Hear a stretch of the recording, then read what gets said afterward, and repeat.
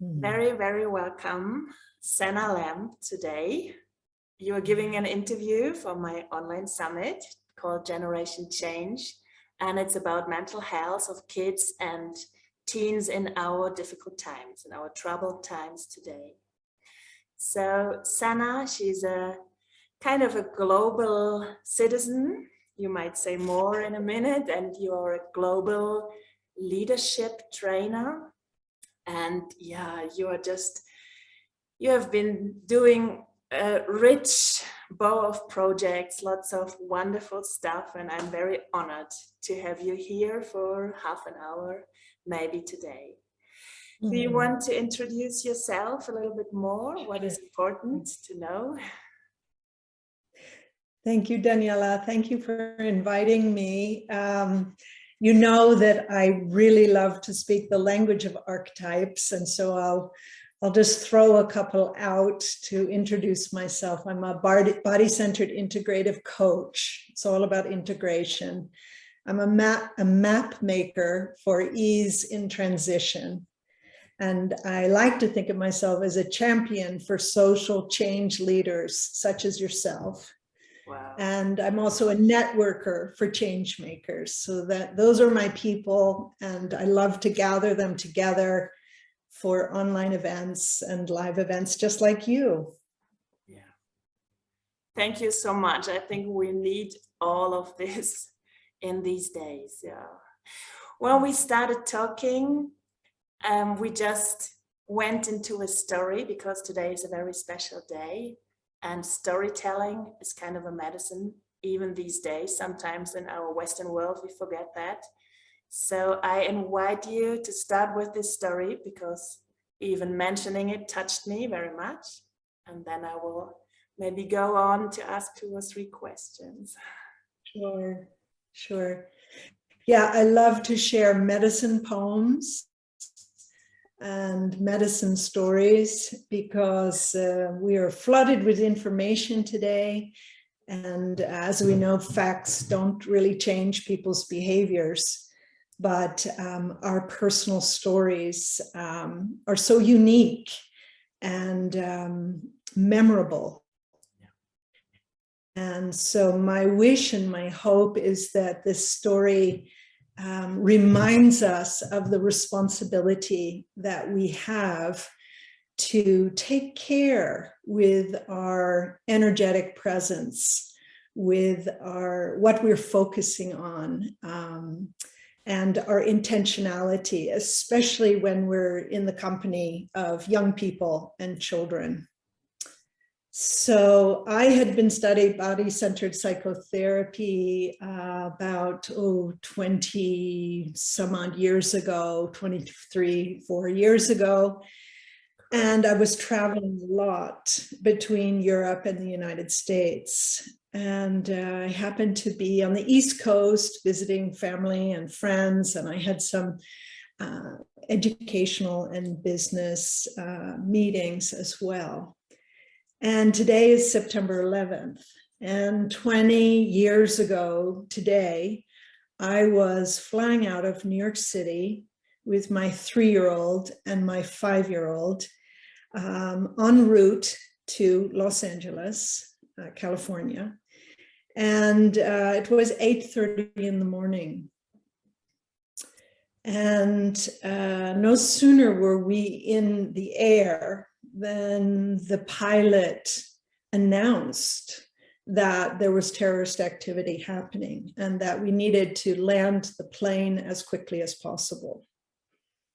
Well, you can imagine there was a palpable ripple of fear that you could feel in the energetic field. And fortunately, I had been training and practicing body-centered awareness and emotional intelligence and conscious living skills. And so I could recognize the feelings of contraction and fear and take a breath, pause, and then decide, because I had myself, because I was connected with myself, I could be a choice this could be the last minutes of my life with my children. How do I want to spend them? And so I decided to flood myself and my kids with my love, and hope that also rippled out into the cabin of the plane. And yeah, it was a powerful moment. And I, of course, was shocked that the pilot announced this, but I understood why. And I focused on my breathing and my heart, and my arms were around my children.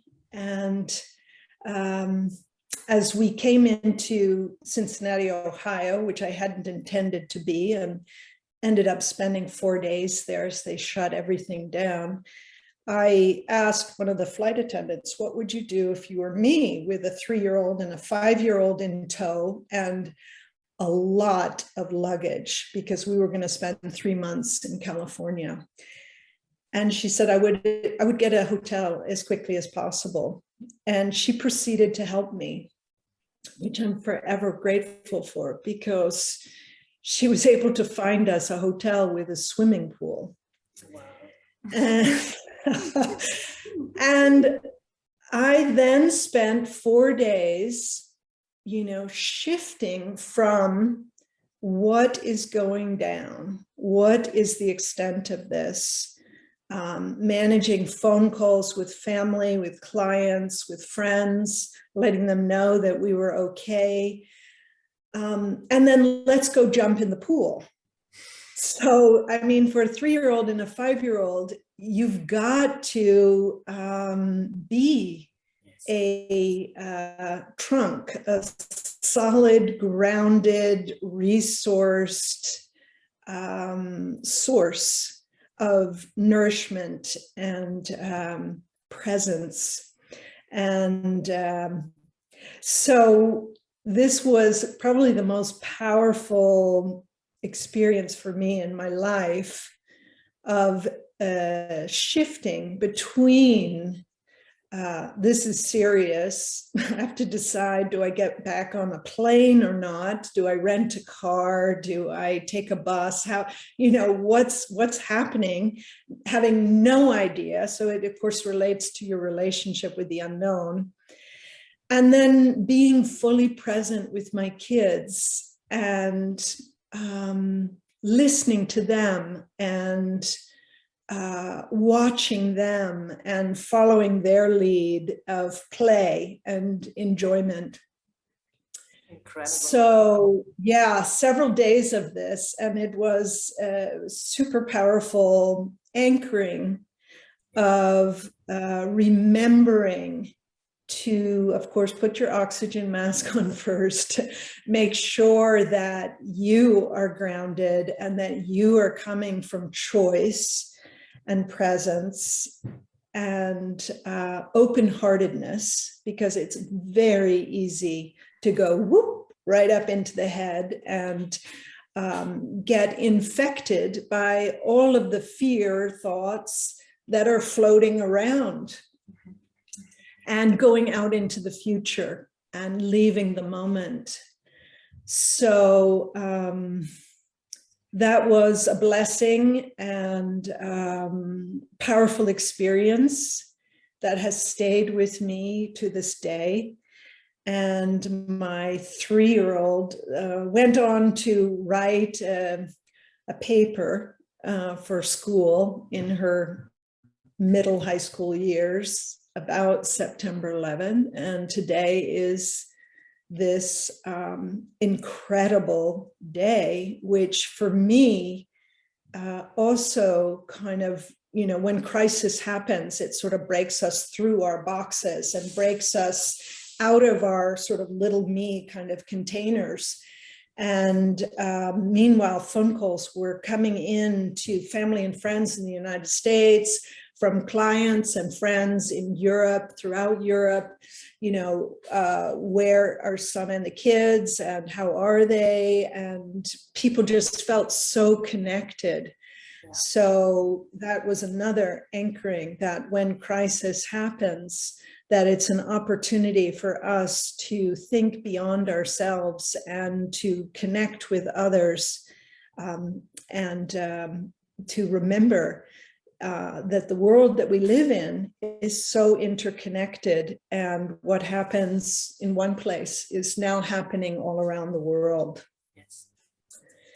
Yeah, so that was 20 years ago today, and I've continued with this work of practicing intentionality about, who do I want to be in the moment, and who am I being in the moment, and also, great awareness for the sensitivity of children, and their, not until they're 25 years old or 26 or so are they fully in their intellectual development. So they are feeling very, very deeply.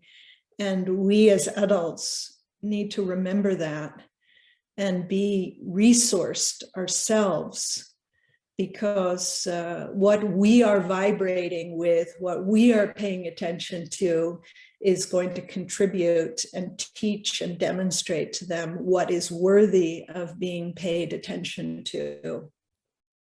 Thank you so much. It is powerful and just deeply beautiful. Wow. What would you give or recommend to parents of 3 or 5-year-olds these days going through a chronic crisis now? And how can we transfer this condensed situation you were going through, which was so powerful? How can we make it transfer to these days? What can parents, teachers do to give exactly these qualities to the kids? Yeah, I mean, I've been through many changes in my life and challenges, and so my consulting work, my business is called Leaders in Transition, and I use that word leaders and leadership as in a sort of loose way or in an expansive way, which is we all have the opportunity to step into leadership in the moment. And this doesn't mean control or top down. It means taking responsibility for what we are contributing to the moment. So always, fear is very addictive. Yeah. And we also have a culture which is really based in shame, and that's super disempowering. And I like to create very simple maps for helping us navigate these areas, these moments when it's very, very easy to lose connection with oneself, and especially with the internet and with the news and all of it. It's so easy that you can get snagged or infected with this consciousness of powerlessness or not enoughness or whatever. So I like this model, which is to locate oneself. Where are you on the map? Are you above the line? Are you below the line? And above the line is you have yourself. You are connected with yourself. Your heart is open. You are present and able to show up with curiosity and willing to learn. You're also able to be in gratitude or appreciation for, anything, because that opens the heart even further. And then we have more access to our highest intelligence, or more of our whole body, whole brain intelligence. And we're breathing, we have an open posture, and we just are more resourced. And that's a great contribution to everybody around you. So it's not only able to regulate yourself, but to be a contribution to those around you. Yeah. And below the line is the area of contraction, of fear, of not enoughness, of shallow breathing, of victimhood, of powerlessness. So it's very easy. And that's also something I think that's super valuable to remember, is that we are wired for fear. I mean, that's part of our survival mechanism. So it's so natural to be in fear, and we are going to absolutely go into fear. The only question is, will we remember to take a breath? Will we remember to pause? Will we remember to pivot and turn our attention towards what is in our control and not waste our energy on what is outside of our control or beyond our control, but to give our full attention to our posture, our breath, our grounding, our intentionality to be awake and alert, able to learn, able to respond. And we're going to fluctuate, you know, it's normal, but it's just how quickly can you pause, push the pause button, remember to breathe. I mean, that is the quickest way to calm yourself and others. I'm sure I wouldn't be surprised if everybody on your summit has mentioned something about breathing. But you're making a huge conclusion, Sanna. You're just integrating everything. That's awesome. Yeah. And I can say that, you know, through the changes in my life and, you know, being a parent and also my kids, you know, experiences, not to be afraid of them making mistakes, as long as nobody is hurting anybody else or, you know, seriously in danger. But really, I've had experiences where it's like, whoa, take a breath. Okay, appreciate this is a learning opportunity here. You know, this is not a life-threatening situation. Usually when there's hysteria, it's related to some historical trauma, you know, and so we have to kind of go, whoa, wait a minute, you know, I am not facing a firing squad right now. I mean, this isn't an earthquake happening underneath my feet. You know, there's, you know, as long as we're alive, we can figure things out and we can learn and we can, you know, hopefully come back to groundedness, connected with ourselves, able to be at choice. And I really wanted my kids, if anything, you know, to demonstrate to them when they were teenagers, especially, to trust themselves. And to give them that message, you know, so that they don't give their power away in those moments and think somebody else knows better, you know. Certainly you take all the information that's available, but you also have to be able to feel in your body, to include intuition, to go within. You know, am I expanding here? Do I feel peace? Do I feel body sensations of trust? Or do I feel like an uneasiness in my belly or, you know, sort of tension in my neck and shoulders? These areas you can learn and you can teach your kids to pay attention to those locations in their body and to add that into the equation. So I really wanted them to be able to say, I've got me, I am enough, I can handle it, because I mean, what else do you want for them than that? Yeah, yeah. Beautiful. I love this terms of trust, and there's also growing creativity out of this trust. There's then the way forward to change something in the world for the young people. And my last question is about the a bit older ones, the maybe 19, 20 years old, even older. They don't need so much co-regulation, so much ground anymore from us, sure, still. But how can we empower these young people? They will be the leaders of the future. And what do they need from our generation, more collectively? What do they need to be able to lead us in 10, 20 years?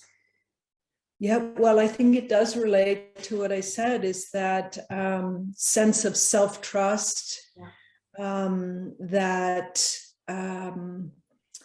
presencing skills. And it's so tempting as adults and parents to take on more than our share of responsibility, to go into sort of the hyper controlling mode, or, you know, I'm responsible and I need to teach you, you know, instead of trusting them and practicing the skills of Daily. being above the line, in curiosity, and learning to ask questions. You know, I love coaching because it's a real empowering mode. I did study therapeutic models and, you know, body-centered psychotherapy and all that, but I really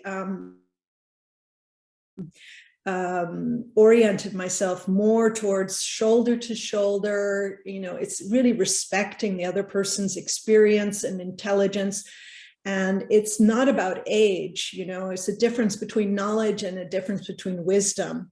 And sometimes our kids are a lot closer to wisdom than we are. If we only listen to them, they can really surprise us. So I'm very, you know, integrative oriented. I'm very believing that each generation is bringing in a certain, you know, maturity of soul, you know, of something that is beyond what we can imagine. I mean, these are the forces of evolution.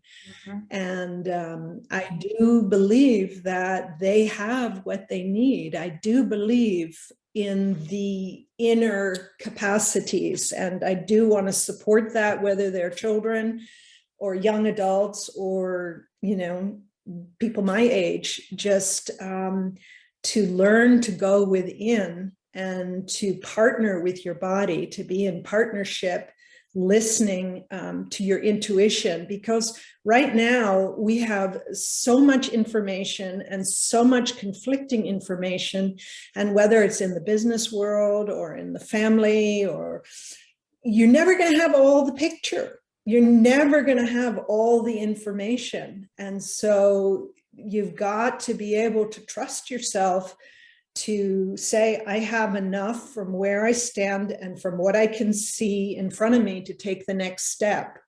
So that's what I wish for my kids. And that's what I wish for young people, that they learn to trust themselves more. And, you know, they don't have to get so far out into the future, but just the next step. And that we as adults can learn to listen to them more and learn from them. Thank you from my deep heart. I want to close here, I think. So important words, and everything is said, actually. And I feel very opened up, very grounded, and very in contact to myself because of your words. Thank you so much. Thank you so much. Is anything left to say for you, to the people out there, to the caretakers? Anything you want to add? Or otherwise we just close the interview. Well, I just shine the light back on you, Daniela, you know, mother of 5, medical doctor, body-centered therapist. I just really am inspired by you, and that you're able to do this, put this summit on and bring people together. I think your intentions are very clear. Somehow I have always felt very aligned with you. And I think we have the technology today, thank goodness, to really communicate some very simple skills, which are super empowering.